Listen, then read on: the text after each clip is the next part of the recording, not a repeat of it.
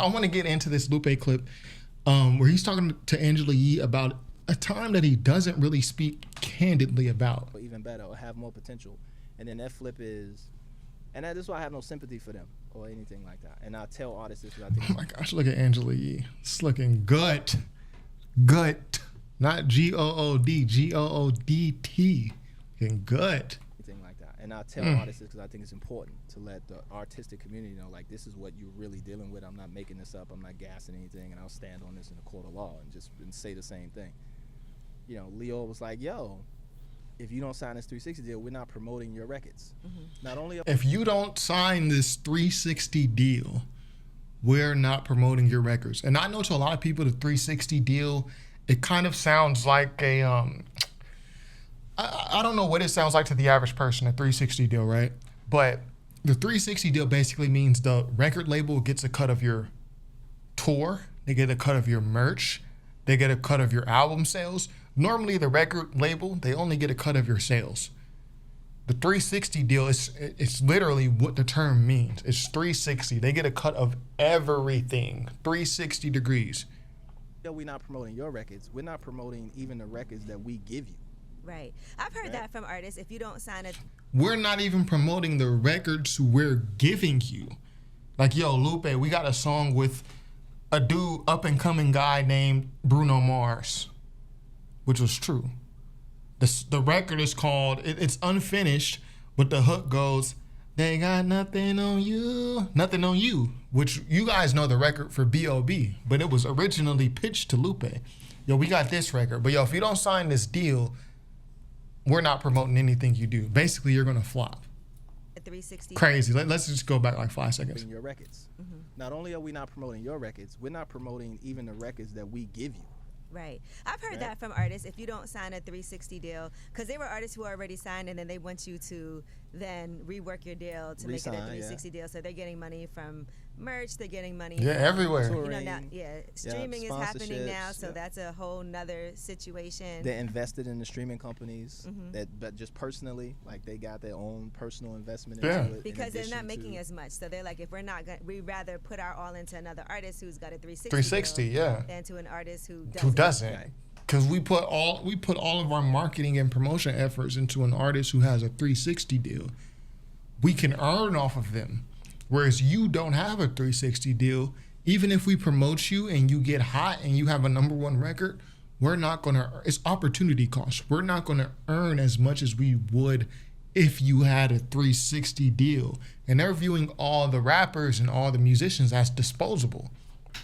Okay, you have a verse on this song, B.O.B., with Bruno Mars. Okay, you're interchangeable with Lupe. Lupe's interchangeable with Ludacris. Ludacris is interchangeable with Drake. Like, they're looking at everything as interchangeable. That has his own situation, and we're just doing distribution. That doesn't really make us any money. It makes them a ton of money. I mean, they still got a ton of catalog. You still got all this. But you're gonna spend that same amount of money managing it, and that's what I told them. Like, yo, management, let's be business for real. I'm a really intelligent guy, right? Street side, business side, however you want to play it. Let's be honest. You don't do this. Like, you're not known to sell merch. You're not known to book. UTA's right across the street. But they gonna try. I'm signed to CAA. I'm signed to William Morris. Like, y'all do not do agency work. So now you're trying to be an agency, but you still gonna have to spend money to build that part of your business. So you're gonna wind up breaking even. Right, to keep it a buck. And at the end of the day, you're gonna own the most valuable thing in this whole situation. The masters are publishing. The masters. The masters, Right. So I asked for the masters is basically the ownership of the record. Who owns the music at the end of the day? Who owns it? Said that to me. I was like, cool. I didn't like you. I was like, okay, cool. Okay, I'm gonna need some collateral. Won't you give me my masters? I'm only 2 albums in.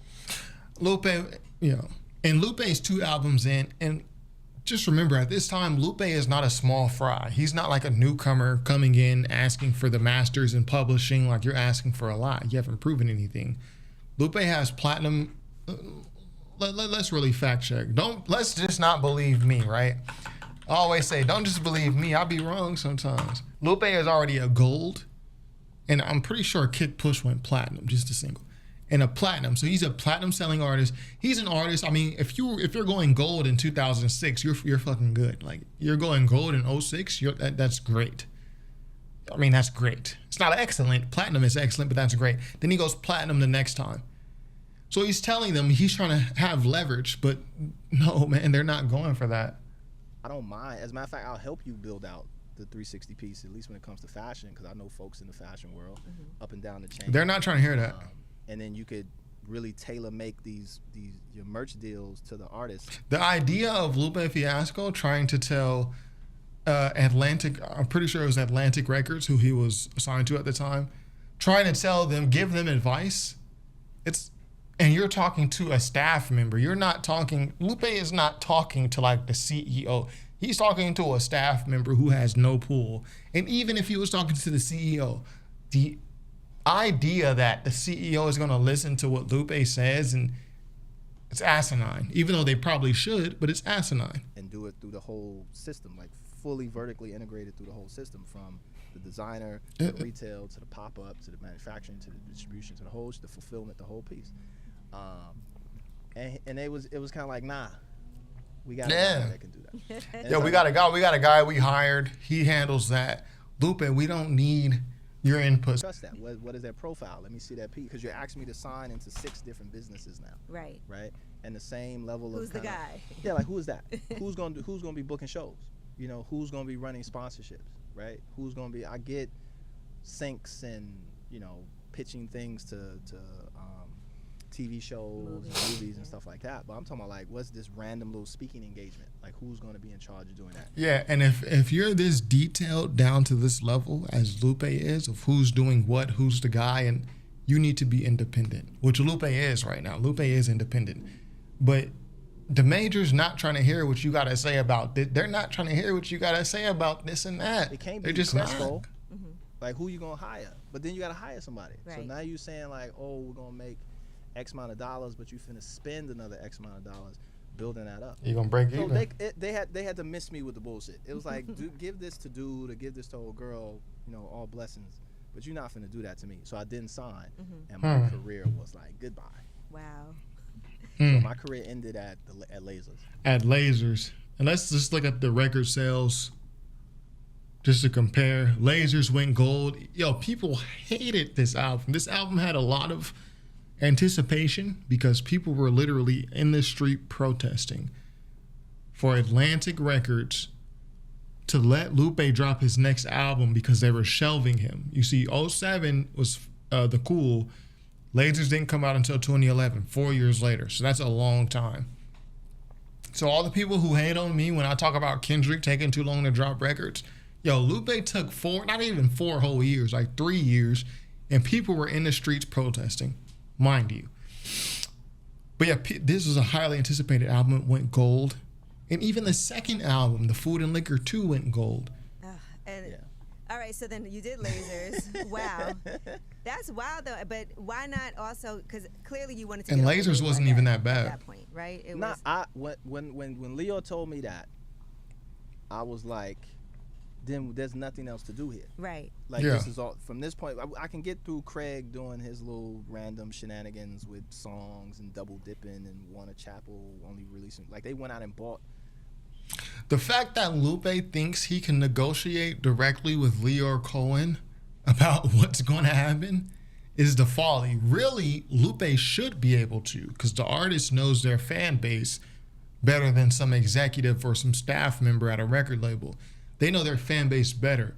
But the fact that Lupe thinks he can go into Atlantic, go into the executive offices, even as a platinum selling artist, Food and Liquor was nominated for a Grammy in 07. It lost to Ludacris to Release Therapy album, which nobody remembers, by the way, but it won a Grammy, which is strange. But the fact that Lupe thinks he can just go in, it's innocent and it's honest, because he should be able to do it. But he's got this whole thing mixed up. This is a guy who probably should have gone independent earlier, and probably would have if they would have allowed him to. Double dipping and Warner Chapel only releasing, like they went out and bought. I give it to you like this. So Kick Push is a sample. Kick Push. Kick Push. Yo, sometimes I hear that song, it just brings so much nostalgia that I get like almost emotional. This is the sample he's talking about. Right here.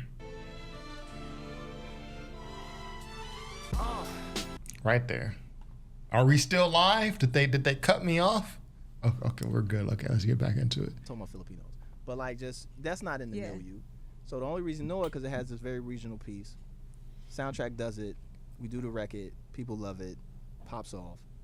Atlantic, part of, so you think like, okay, Craig is trying to slow the record down. Like, why? I think he's talking about like Craig Kalman or something. Nobody, that doesn't make any sense. Right. It's popping. It's hard to get records placed at radio. It's a lot of competition. 50's right here. Lil Wayne's right here. Such and such right here. Juice Lee in the A chat. record that could trying to make it through. Why would you do that? Right? Why would you do that? Why would the chairman of this slow down the record?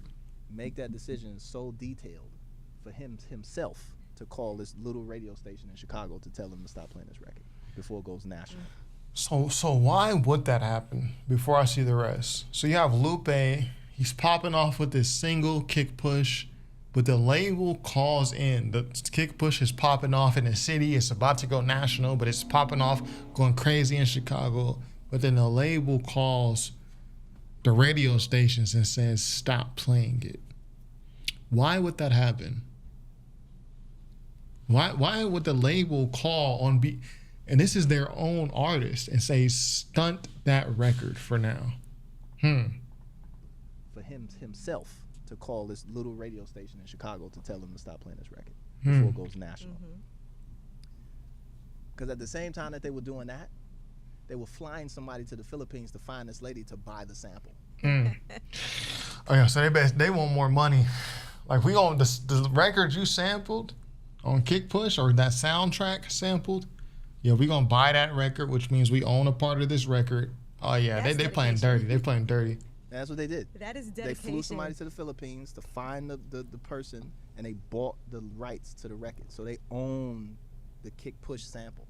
So they were making money anyway off of it, but they were waiting to get the to make sample more. Like, let's not go national yet because we don't own the record yet. Now, when they call to ask GCI to slow it down, does the program director say yes or? So this is the real music. This is why, partially why we love Angela Yee. One, she's gorgeous, and then the other is she's actually in the music industry, so she knows the relationships between the public, the program directors, and the labels and the artists. She understands that whole relationship. Because you guys have your own relationship. But he has to make a decision. Right, because Right. there's other artists signed Because to there's other The label, artists, yeah. there's other things, and there's other benefits to keeping your relationship. And who are we, right? We in the city, we're going to come find you. Right. Man, yeah, I can't wait to watch the rest of this and react to it. But that's just part one.